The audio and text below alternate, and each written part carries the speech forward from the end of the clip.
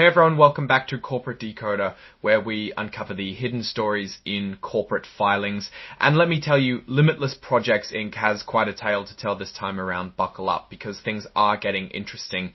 Before we dive in, if you love getting clear, uncomplicated explanations of complex financial documents, do yourself a favor and hit that subscribe button. Also, for more direct interaction and a peek behind the scenes, you can join our Discord community, link down in the description. Alright, so we're looking at Limitless Projects Inc.'s Form 10Q filing, meaning it's their quarterly report.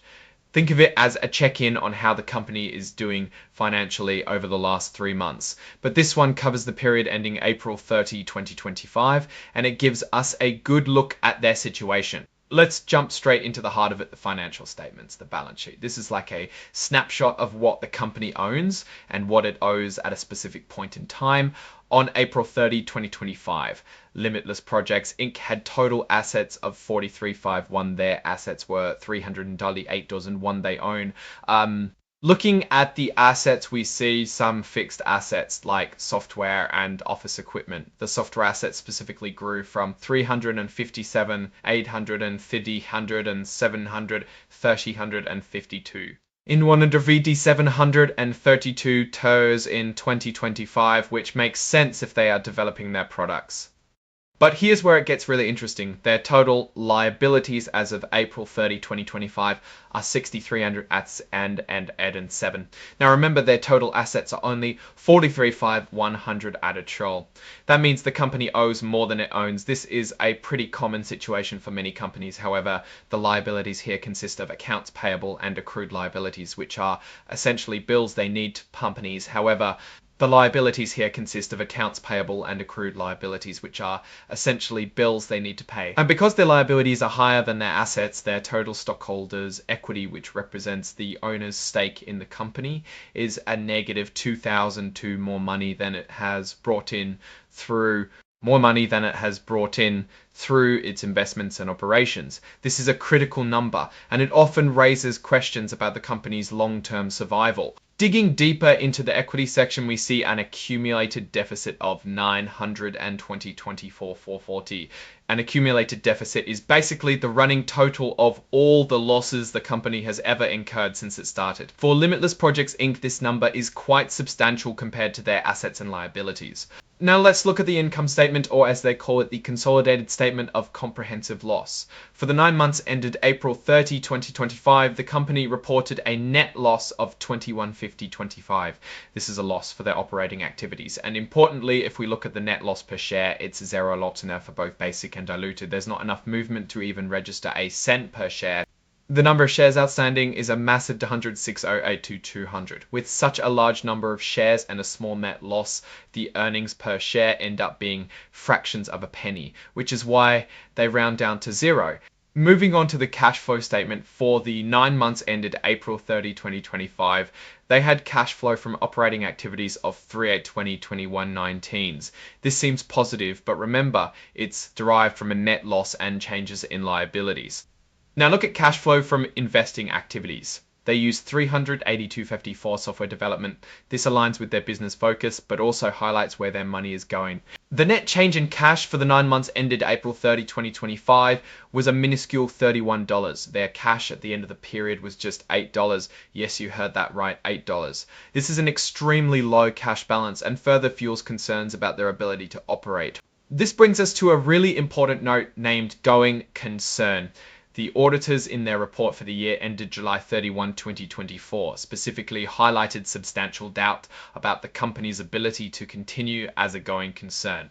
This means they questioned if the company could even stay in business long enough to pay its debts. Management acknowledges this and says they plan to raise capital through public offerings and revenue. But with only $8 in cash, that plan needs to materialize very, very quickly. The company's main business is developing computer software and mobile apps. They were working on a ride-hailing app called Warp Speed Taxi and an employee monitoring software called Privacy and Value. Interestingly, the Warp Speed Taxi project seems to be a thing of the past. On June 11, 2025, the company sold its shares in Warp Speed Taxi Inc. for a mere $1,100. This means they've exited that venture entirely. Their focus is now on the Privacy and Value software. They describe it as a tool that monitors employee computer productivity while trying to balance employee privacy. They have detailed plans for features like real-time desktop access and keystroke logging, but then they mention a past agreement with a company called CyberApps World Inc. for this software. This negotiation with CyberApps fell through because CyberApps didn't make a crucial payment of $2,000 in June 2021.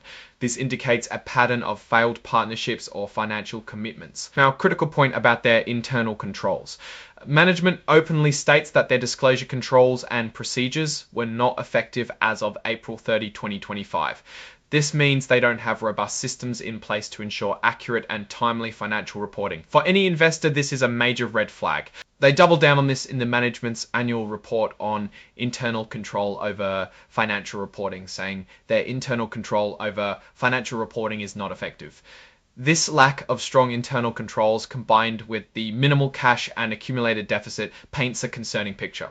Finally, the report is signed by Daniel Okello as President, Chief Executive Officer, Chief Financial Officer, and Director. This suggests one person is wearing many hats, which is common in small companies, but also can strain oversight and control. So what's the story here? Limitless Projects Inc. appears to be a company struggling to find its footing. They've exited one project and are focusing on another, the privacy and value software, but past dealings indicate challenges in partnerships and secure funding. The most alarming aspects are the extremely low cash balance, the significant accumulated deficit, and the admitted ineffectiveness of their internal reporting controls. While they express intentions to raise capital, that plan needs to be executed flawlessly and overcome considerable hurdles. In my opinion, Limitless Projects Inc. is a very high-risk venture right now. The business idea of employee monitoring software is in demand, but the company's financial state and operational controls present serious weaknesses. They are essentially running on fumes with minimal cash and a large deficit. The failed partnership with CyberApps and the sale of their Warp Speed taxi venture suggest a history of execution issues. The lack of effective internal controls is a significant concern for any potential investor, as it can lead to errors or even fraud. The path forward is extremely narrow and relies heavily on securing significant funding very soon to even begin demonstrating operational viability. Alright, that's our breakdown of Limitless Projects Inc.'s latest filing. What's your take on these numbers and what they signal for the company's future? Drop your thoughts in the comments. If this analysis was valuable, hitting that like button really helps, and subscribe for more deep dives. Don't forget to check out the Discord in the description. Thanks for watching. See you next time.